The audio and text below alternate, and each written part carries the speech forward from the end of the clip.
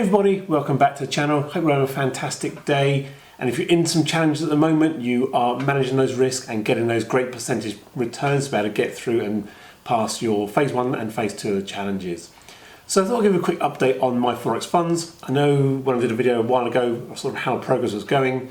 I really wanted to, again, take it slow, not really overcomplicate the whole process, and just look for trades when they actually set up.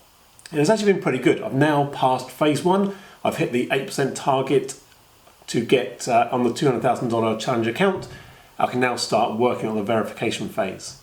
So what's probably different about this challenge from all the other ones I've done with my Forex Funds and FTMO, this has probably been the easiest, less stressful challenge out of all of them. I think I've changed the mindset slightly just to be a bit more relaxed, a bit more focused, and wait for the trades and the setups to come towards me rather than trying to chase them. I know what we often have is the kind of the target, the end date, the 30 days, and always trying to achieve it as quick as possible. But the reality is what happens then is we get into a bit of a drawdown, and it's always hard to fight back to get back into a profit and then try and cram in that 8% target in the last 5, 6, 7 days. But for me, I started off well, got sort of ahead of the curve, had a bit of a swing trade on buying the dip on euro dollar. That got me a bit of a head start and just waited for that other 1 or 2 good trades to get me into that sort of in the first week up sort of 3.5%. Now the second week it wasn't plain sailing. I really had in my mind that I wanted to really push forward and pass it in the 2 weeks. But what happened was I was getting a bit overconfident, a little bit sort of not really waiting for the trades to come to me. Markets were crashing around me and I just wanted to do something to try and get on to get some good profits. And reality was I started to make some bad mistakes and started losing some of the equity I had on the account. But always that underlying sort of thought was never break daily drawdown rules and never go back into a negative on the account. So I always get that retake. So I closed the second week on a bit of a downer, and as always, sort of the mind starts thinking, what if I'd done this slightly differently? I would have passed it with plenty of days to spare.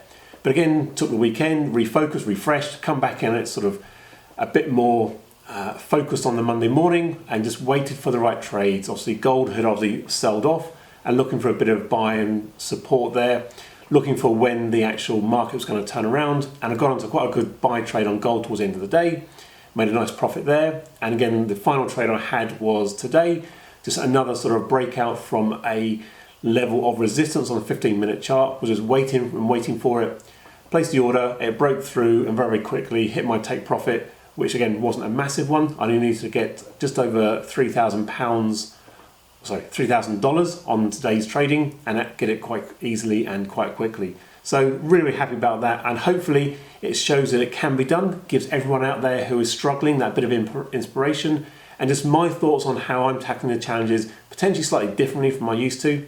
Again, I used to try and just get loads of smaller winning trades, lower percentage, lower risk, but it took a lot longer to get there. Now I'm risking that 1% from straight away, getting into some good trades, getting that sort of buffer, and then expanding on that and building on that sort of success from week 1, week 2, and getting into actually hitting the 8% profit target relatively easy. I think I had about 8 trading days left, so almost about 10 days left of the challenge. So yeah, really pleased by what's happened so far.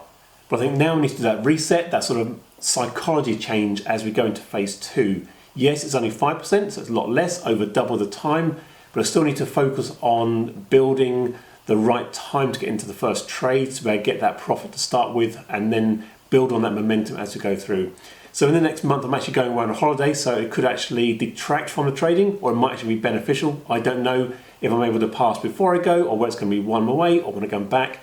I'm not planning it out in great detail. I'm just waiting for the markets to move in the directions I want them to, look for great opportunities, and then place the trades at the risk percentage I want to risk, and therefore get to another $200,000 funded account. So yeah, hopefully you'll enjoy the journey with me, and I'll give you some more updates very soon. So thanks for watching, and I'll see you again soon. Cheers.